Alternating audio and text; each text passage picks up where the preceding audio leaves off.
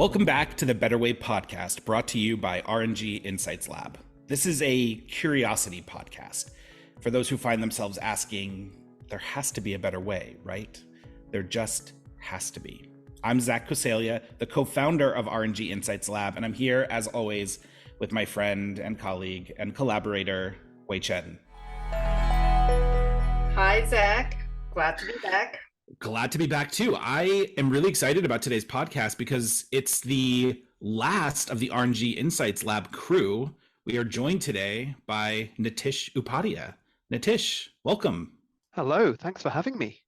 Thank you. Thank you for being patient too, because we went through the group pretty quickly, but then had a long list of external guests, and we are so happy to close the loop and have you with us today.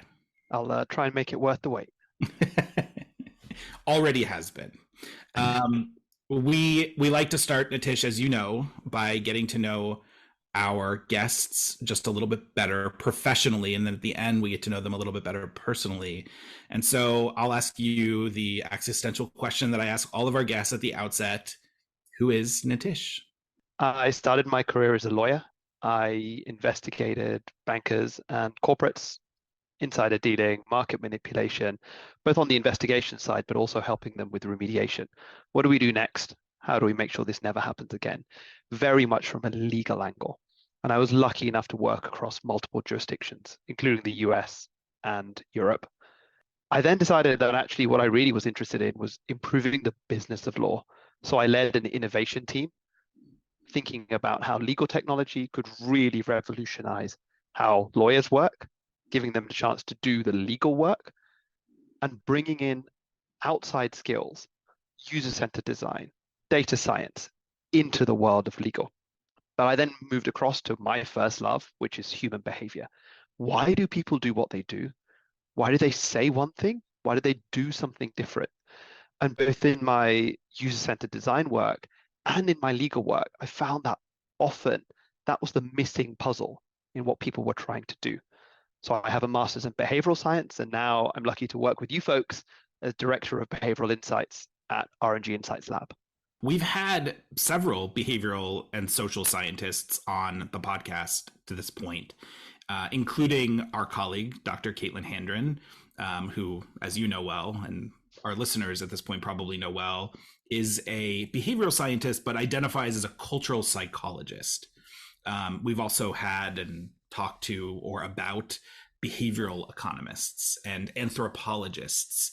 I'd like to hear how you identify within the broad umbrella of behavioral science.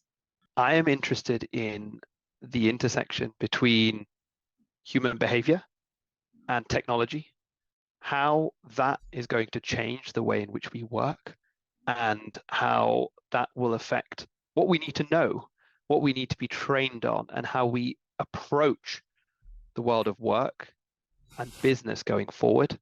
So that's one of the behavioral elements that really interests me. I'm also fascinated about the science of complex systems. How do these complex ecosystems in which we live and work and play really manifest? And how do we start to make them change for the better? Let's talk about your first interest first. And I actually want to introduce folks to your dissertation, the very cool topic that you wrote about at the London School of Economics, which was, are certain personality types more likely to cooperate with machines? Are they? It depends. That's my lawyerly answer. Putting my behavioral scientist hat on, it's a complicated issue. But the exciting news is that we just got published. It's gone from a dissertation into a live paper. I know that everyone's initial thought when I said we were going to talk about your dissertation was, I want to read that. So now they can. Here's a simpler version for you all. Think about the wider picture, that technology and our interaction with it, the point that I talked about earlier, is exponential. We're talking about e-commerce or trading in financial services, or the initial diagnosis of ailments in the healthcare context. I mean, some are going as far as proclaiming the dawn of the fourth industrial revolution. That's one piece. Now, economists, behavioral or otherwise, have been studying interactions between humans for decades.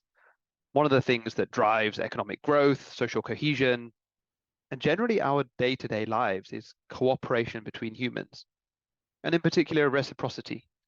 I do something for you, you do something for me.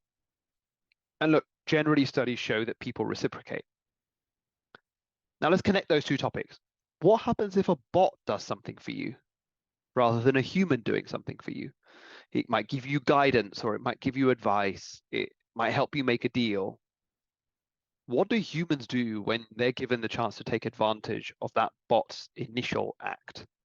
My co-author, Matteo Gallezzi, and I asked the question, in bot we trust? And that's the snazzy title for the paper, by the way. We asked bots and humans to play something known as the trust game. Economists have invented all of these funny little scenarios and games which reveal what people do in certain situations. In this game, you've got two players, and they play in sequence. So the first player doesn't know what the second will do, and the second player is very much responding to the move of the first player.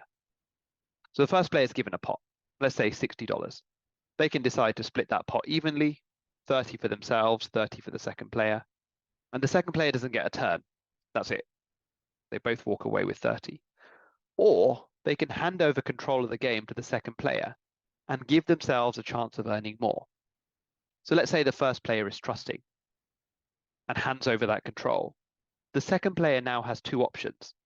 The experimenter increases the size of the pot, and they can either reciprocate and split that newly increased pot evenly. Let's say they both go away with $70. And remember, they got that opportunity because the first player trusted them and passed the baton over. Or the second player can grab, let's say, $100 for themselves and leave player one with nothing. That's obviously the best economic outcome. They get 100 rather than a 30 or a 70. And what that second player does is a measure of reciprocity.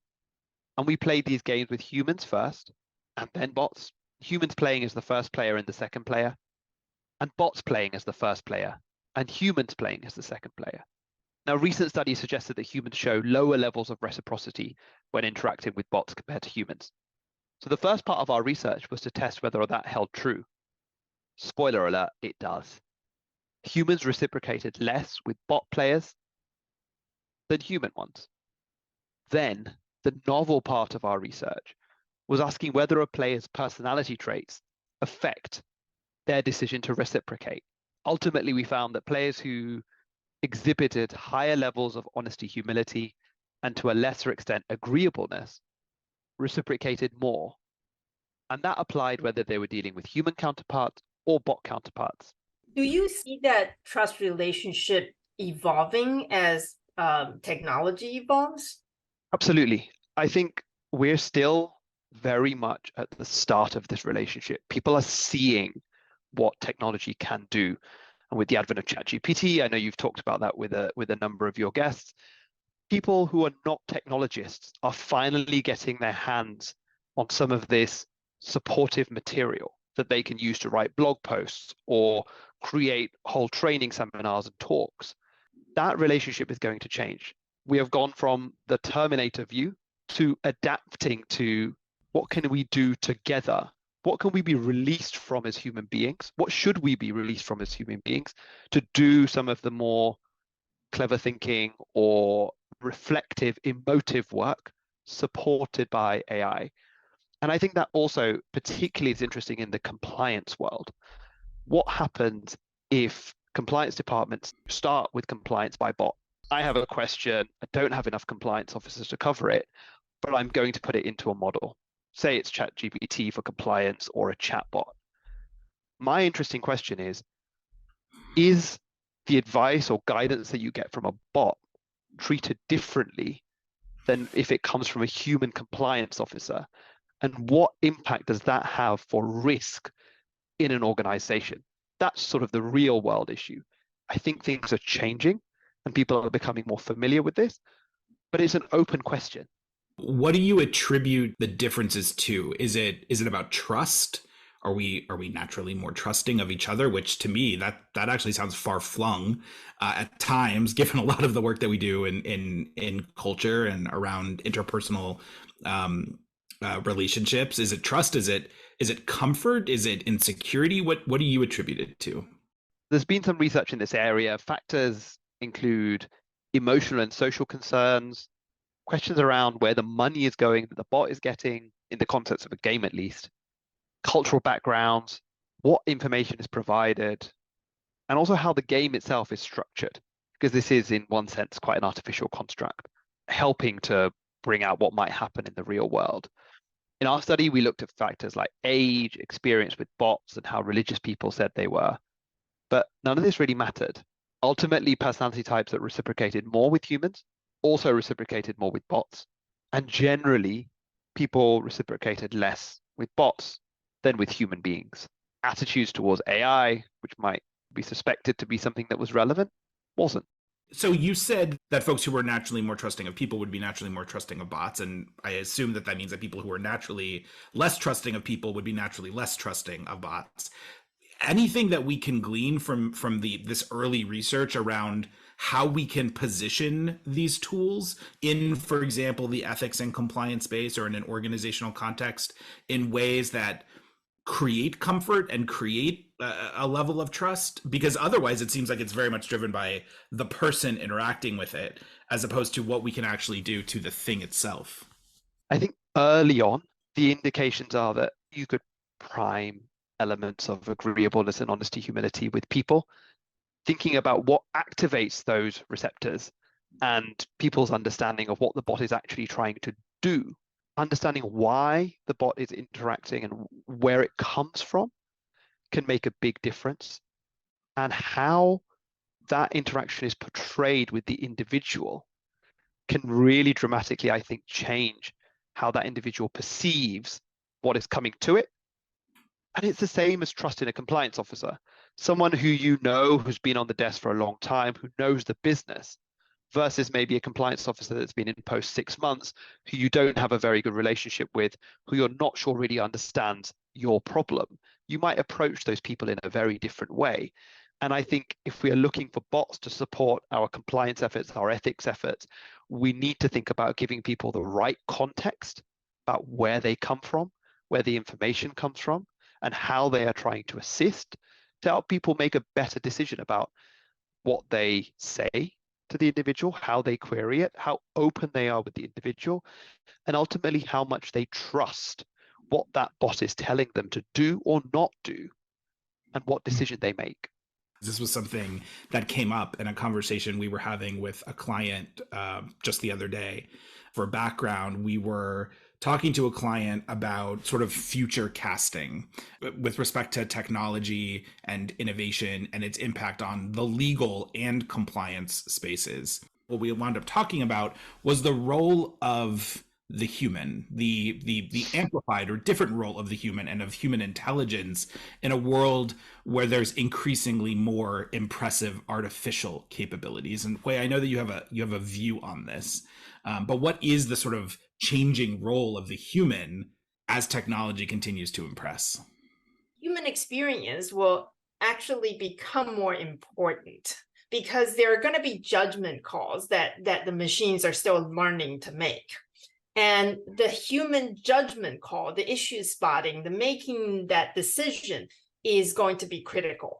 But at the same time, because human beings learn those judgment calls from experience, and so much more of that experience might be taken away by machines.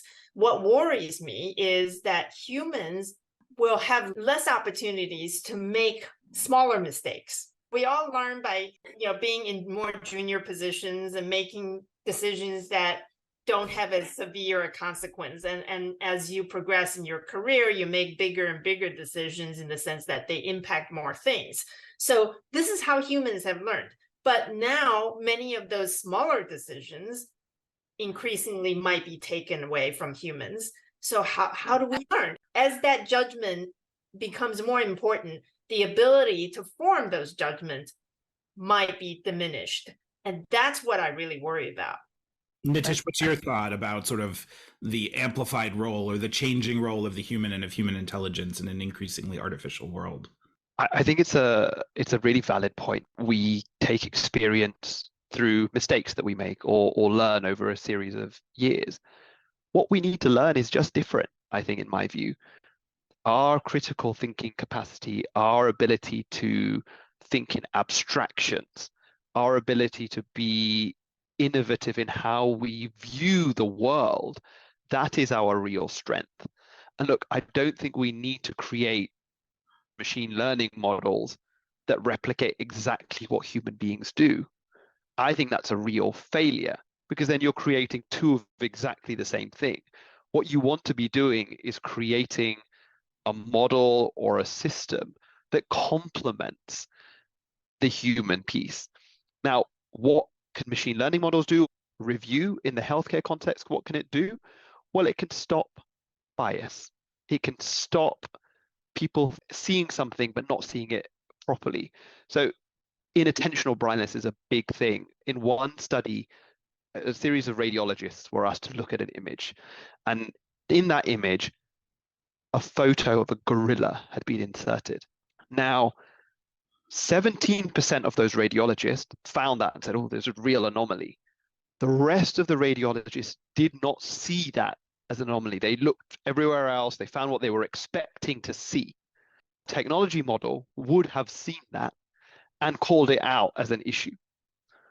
What is there for the human being to do is think about, how do I speak to the patient? How do I couch the operation risk? How do I think about all of the other pieces of evidence that are available to me and what we can do? So I think it's not about creating something that takes over what a surgeon does. It's about complementing, supplementing, and enhancing what the human being is able to do, thereby removing some of the foibles and problems that come with human decision making. Zach, you and I talk about this a lot. Where's that human piece coming from? We talk a lot within our lab and on this podcast about the importance of human centricity. Our work, whether it's in the compliance space or the DEI space, or whether we're just delivering more traditional legal work in a more modern way, is all about leading with this idea of putting the human at the center of the analysis. And that's reflective of our focus and interest in behavioral science, but it's also very much inspired by the principles of user-centered design and design thinking. What is design thinking? What is user-centered design? Ultimately, it's about making sure that an experience, a product that you are putting together meets the needs of the individual or group that you're catering for, making and reducing barriers to entry, making sure that the experience itself is smooth and people are able to get to the output, is the essence of user-centered design.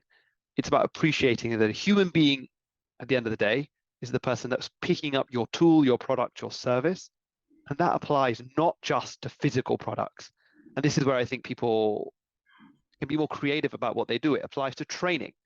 It applies to how you speak to individuals. It applies to physical spaces and how you design them for interaction in the sort of post-COVID world, and coming into the office, making sure that they work together.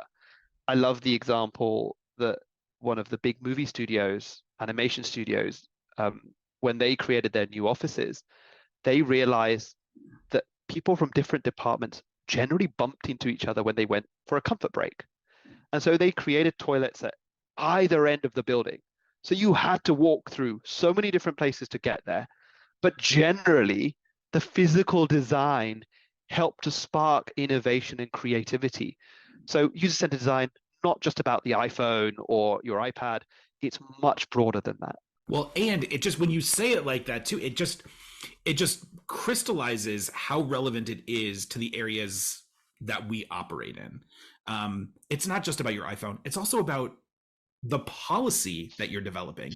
When you want people to understand their accountability, when you want them to understand, risk, when you want them to understand what expectations are in terms of shaping behavior, creating a policy that is 15 pages long, single spaced, dense and difficult to understand with a lot of legalese, feels like something that isn't very human centered. Now, the interesting thing is, we talked to Benjamin Van Roy about this, and he's actually did a study which suggests that maybe making something a little bit more human centered in this context doesn't work. But as a matter of common sense, it seems like it just makes sense for us to spend more time thinking about the human when we're building a compliance program. Absolutely. We have to be intentional and deliberate about what we're doing. If we can influence the stories that people are telling in an organization by designing great experiences in the compliance space, then we're onto a winner. This discussion reminds me of some of the interactions I had with companies when I was compliance counsel expert at DOJ. So companies would come in, they would sort of walk us through, right? So for example, we have this third-party due diligence program, there's a portal, employees would just go there. And I remember I would just pause them and say, okay, so tell me, I'm an employee, I'm going to hire a pizza vendor to cater our lunch. What do I have to do? What does the screen look like? Right. And from most of the time when I ask that question, I get that reaction from the compliance folks across the table, like, I had never thought about that question. In fact, I have never actually even seen the screen that the employees would have to start their process with. What about you, Nitish? What have you seen in this space in terms of where would you rate the industry on its human-centered approach? I think in its truly human-centered approach, reasonably nascent. There are lots of people who are doing amazing things with design. They are trying incredibly hard. What we fail to do is realize that it's not just about individuals, it's about systems, and creating the entire system that supports an intervention that you are looking to engender or a change that you're looking to make is the right way forward. We are getting there in the compliance space about appreciating this is compliance for human beings and not for robots. That's fine. We're getting away from the linear idea of if I train for X, Y will be the outcome. But I think the reason I say it's still nascent is we haven't appreciated the wider ecosystem in which this works. Just changing some of the policies, pretty pictures, whatever it might be, and I'm being reductionist here, that isn't just going to do the job. So good start, but a lot of work to be done.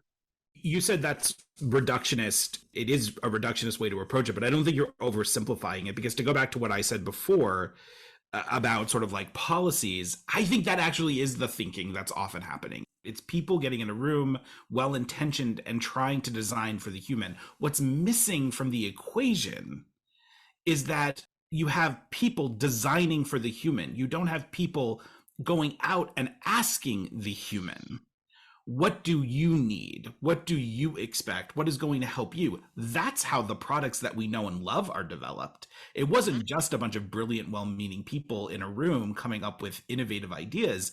Their innovative ideas were in part shaped by market research, by outreach, by talking to people, by giving people an opportunity to experience the product, and having that experience and that input, that user-centered perspective, then incorporated into the design.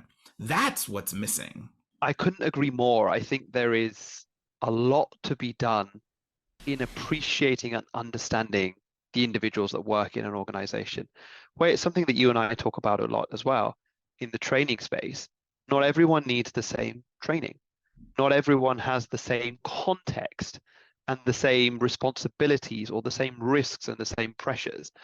Often businesses find that it's much more efficient to roll something out to everyone in the same way, having spoken to maybe a few people, or laboring under their own assumptions about what works and what doesn't work for them rather than the organization. And that doesn't land for lots of people. And it's again a change in mindset that's needed. I also want to recognize that there are compliance programs out there that, whether they admit it to themselves or not, that exists not for the people, but for the regulators. When they write a policy, they never intended for people to read them. The policy is written for the regulators to read. The training programs are done for the regulators to see. Now, I can't speak really for regulators because I've never worked for regulators, but I have worked for law enforcement, which is DOJ. Don't forget, whether you see it as such or not, the people who are regulators or law enforcement are also humans. This is the point that people often forget, that they think, well, I'm going to write a policy that the DOJ, the SEC, or the OIG is happy with. Those are human beings too. They also are regulated by themselves, right? They have regulations and laws. They experience their own internal compliance, and they can look at your program from their human perspective as well. Now, I would love for us to talk about your training work. So you've been doing quite some research about compliance training. Perhaps you can just tell us a little bit about your latest project on this. Yeah, absolutely. It's a real fascination of mine. Training and good experiences, making sure people have time well spent and interesting outcomes from facilitated sessions is such a joy for me, a personal joy. It gives me so much pride when people walk out of a session with a smile. And so this research is really close to my heart. People often conflate training and learning. We see them mentioned in the same breath.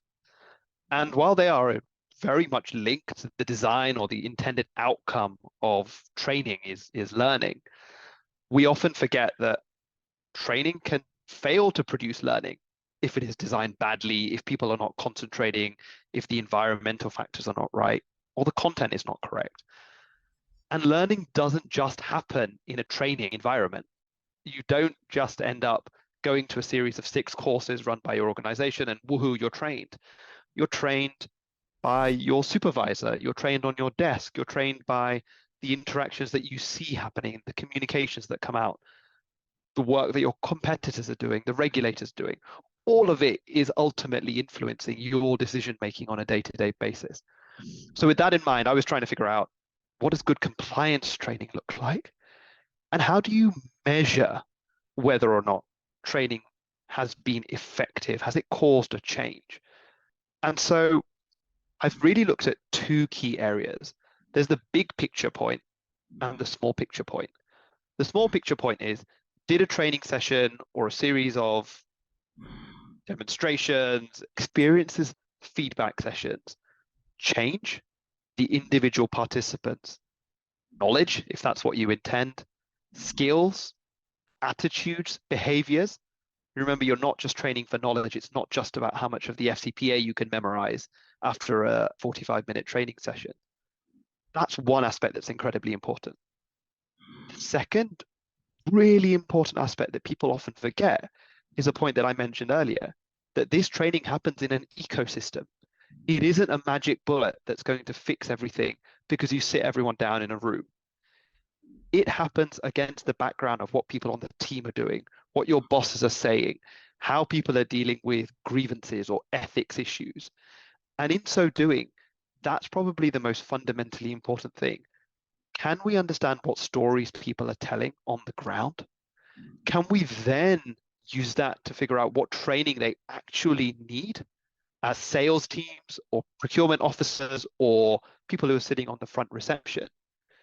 We use that to understand what the objectives of any one training session could be, implement the training, and have it supported by procedures, by communications, by changes in processes, by what your leadership team are doing, and then go about measuring that change, not as a result of how many multiple choice questions have been answered, but by changes in the stories that people are telling about the organization, how comfortable they feel about whistleblowing, how supported they feel by compliance, how happy they are with the way that management deal with ethical issues. That's the real change. That was fascinating, Nitish. So given what you've said, can you give us some examples of how training in the compliance space can be reimagined? Absolutely. This is where we get to put our creative thinking hats on and really have a bit of fun while hopefully generating some effective results. How can we be clever about compliance budgets? We haven't got unlimited resources. We can't train every individual for their individual job role. Well, what about using something like social network analysis? We come back to that technology aspect to identify the influencers in a department or a desk and giving them additional training that then seeps out and changes the norms on a desk. That's one way in which you could use technology and the relationships that people have to engender some targeted training in what goes on. The other aspect is thinking very carefully about how you support people at the point of making a decision. They're not going to look at huge policy manuals, but can you train people to identify the red flags or where there might be issues, and then reflect those in the systems themselves, whether it's to do with expense claims or onboarding a new supplier? How much of that can we take off the knowledge retention aspect of an individual, where they have to go dig through or figure out what's going on, and just simply plumb it in to the procedures that they follow, giving them easy access, interventions that work over a series of months and years to reinforce what's going on, rather than the simple 1 hour tick box exercise, I think can really change things. Ultimately, if there's a lesson to any of this, it's that a mindset shift can dramatically change how participants feel and interact with the training. Treat it as a workshop, treat it as a facilitated session. In some cases, it's a piece of theater. The organization is on show. What you get people to interact with and stick in their minds is ultimately the most important aspect. It's not about knowledge all the time. Maybe it's about attitudes or behaviors. So there's lots of different interacting ways of making something new and changing the experiences we often have in a training environment. I often hear people talk about gamifying training. What you're talking about is much more than gamifying training. It is really building training into that ecosystem. And to me, that really changes that traditional classroom approach to training. On a preset schedule, you all gather together and be downloaded some kind of knowledge. What I'm hearing, real-time interventions, building the training as part of the ecosystem. And just to go back to the point that we've been driving all along, really thinking about that human, how that human is going to experience this and make use of it, and how that's going to help that human in doing what this person does at his or her job. I think that's right. Every interaction is a training opportunity.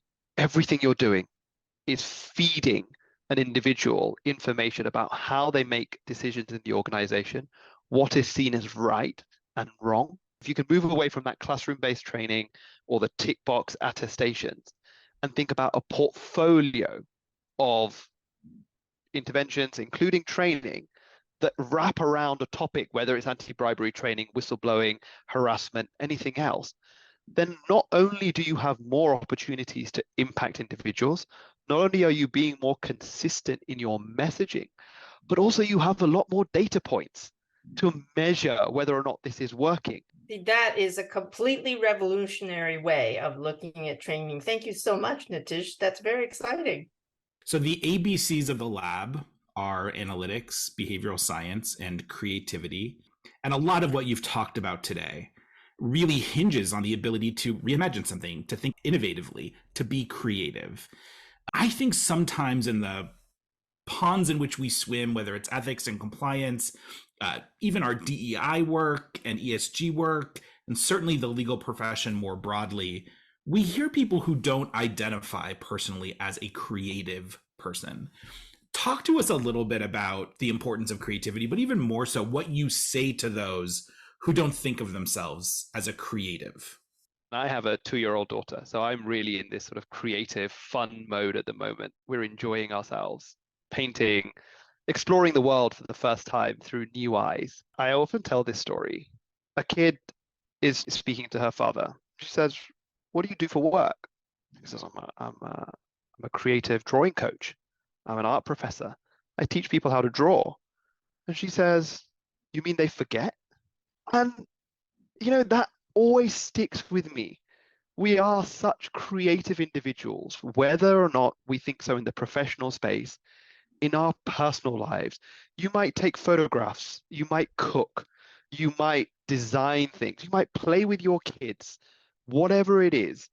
That is one of our superpowers as human beings, that ability to imagine beyond what you can see in front of your very eyes. So to those people, I think, who think they're not creative, I just asked them to think about one thing they've done in their personal lives which brought them joy.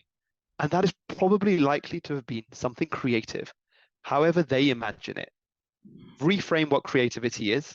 It's just about looking at the world in a slightly different way. You are the only person that has your own unique perspective. We add that to 7, 8, 10 different people, like we're lucky enough to have at the lab, and suddenly you get this amazing melting pot of ideas that can really change things. It's amazing. All right, Nitish, now it's time for us to get to know you even better. We're going to ask you a series of questions. These are the same questions we ask everyone who joins our podcast. And the idea, in the spirit of user-centeredness and human-centeredness, is just to peel some additional layers back and get to know Nitish. So this is inspired by Proust, as everyone knows, by Bernard Pivot, by James Lipton, by Vanity Fair. I will ask you the first question. There's actually a choice here, Nitish. You can answer one of the following. The first question is, if you could wake up tomorrow morning having gained any one quality or ability, what would it be? Or you can tell us, is there a quality about yourself that you are currently working to improve? And if so, what is it? I'm going to go with the first one. Mine would be able to teleport, because I would love to be everywhere. And the science, in the way of being artistic and creative, what a wonderful way to get lots of perspectives without racking up the carbon credits. And Nitish, in this scenario, are you teleporting in the universe or in the multiverse? I think this is really important. Oh, absolutely. I mean, multiverse, surely. You want For to know sure. what happens in all different circumstances, because that's the scientist in me. All right. Next question is also a duo that you can choose one of two. Who is your favorite mentor, or who do you wish you could be mentored by? I'm going to pick the latter. All right. And someone whose work I followed from afar and I'm incredibly interested in is the Microsoft CEO, Satya Nadella, whose changing of culture at Microsoft is reasonably legendary, I think. And what an interesting person to be able to speak to, discuss not only the business side, but actually how you generate productivity and create an exciting, interesting culture, which fosters creativity, but also diversity. A really good answer. I like that. All right, the last set of pairs for you, Nitish. What is the best place you have ever worked? Or what is the best job, paid or unpaid, that you have ever had? I'm going to go with the latter. When I was 16, I sold TVs, and it still remains one of the foundational pieces of who I am. I spent an entire summer talking to lots of people, including some celebrities who wandered into the shop, and I would sell them all sorts of exciting, what were then cutting edge, leading televisions. And it was a wonderful view into the world of so many different lives about what they were doing with them and why they wanted them and their families. And, maybe that was one of the inspirations for user-centered design, really getting to know someone. The next are a series of more rapid fire questions. Wait, why don't you take the first one? All right. What is your favorite thing to do? Cook. Lots of cooks. Amazing. What's your favorite place, Nitish? Nepal. What makes you proud? The smile that you see on someone's face when you create a cool experience for them. What email sign-off do you use most frequently? Hey, best wishes. I think that's quite profound. I wish everyone the best. What trend in your field is most overrated? I think in behavioral science, there's a real move towards trying to find generalizability and things that work in all circumstances. But really, I think it's so important to understand context and individual circumstances. So a trend that needs to be looked at a little bit more. And finally, Nitish, what word would you use to describe your day so far? Stimulating. I love that. Well, you've stimulated us. Absolutely. So thank you for that, Nitish. And thank you all for tuning in to the Better Way podcast and exploring all of these better ways with us. For more information about this or anything else that's happening with R&G Insights Lab, please visit our website at www.ropesgray.com/RG Insights Lab. You can also subscribe to this series wherever you regularly listen to podcasts, including on Apple, Google, and Spotify. And if you have thoughts about what we talked about today, the work the lab does, or just have ideas for better ways we should explore, please don't hesitate to reach out. We'd love to hear from you. Thanks again for listening.